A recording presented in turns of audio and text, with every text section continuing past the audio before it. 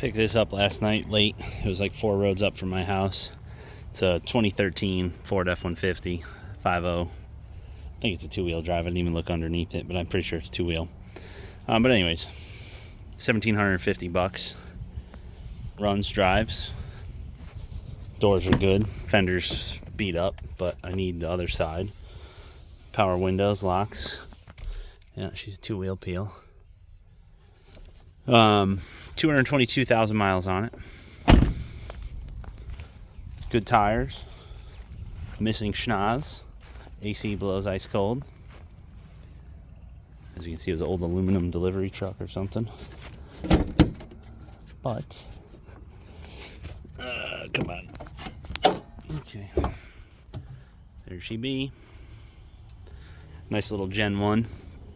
So I'll just probably go over or make a little mini docu-series perhaps on this thing, where I'm just going to take everything off of it. I'm going to take the fenders off of it. I'm going to take whatever else is left on the nose here, just so I have clean, clear access to it. And I'll probably put a Gen 4 or 21 and up F-150 engine trans in this thing and try and get it to run and drive properly, because everyone is kind of struggling with making a control pack or trying to get this to work in a swap application. So I think this would just be a nice chassis just to obviously throw this back in, because it's technically what it came in. So I won't have to fabricate mounts, exhaust, do anything weird like that. Just literally throw it in and go. Again, it's a 13. Some of these things, telltale signs, you can see the water pump pulley is a 4-bolt, so that tells you it's an 11 to 13. 14 and up got a 3-bolt water pump pulley, which sometimes those can be considered a Gen 2, or some can have a Gen 2 bottom end or heads or parts to that extent, or just one head. But I don't know, it's a nice little donor takeout for someone, even if you were just looking, just for a motor trans itself for $1,750. I know I could at least double my money on this if I had to sell it secondhand, which is nice. But again, I'll put it to use. I'll probably put this motor in my blue V6 just to get that thing running or out of my life.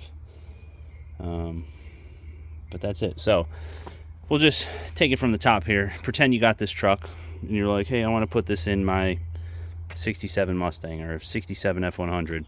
Where we would start: you need the computer, you need the motor. Air intake probably not going to fit, but nice to have. But you need the mass airflow sensor, and then you're going to need the oxygen sensors, which are on the exhaust manifolds on these on each side, right at the collector there. So, and then you want the gas pedal. But the gas pedal in the trucks, just so you know, is a lot larger than the Mustang pedal.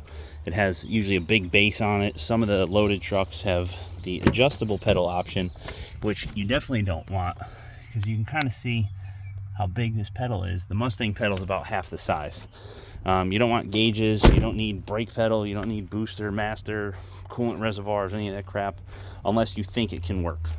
Then you want the engine harness, which goes to all the coil packs, all your injectors, etc. You want the fuel rails, injectors, all that stuff will work nice. AC compressor will work. I don't recommend using it. They're not the best. In this instance, you will want the alternator, which is down there on the driver's side bottom.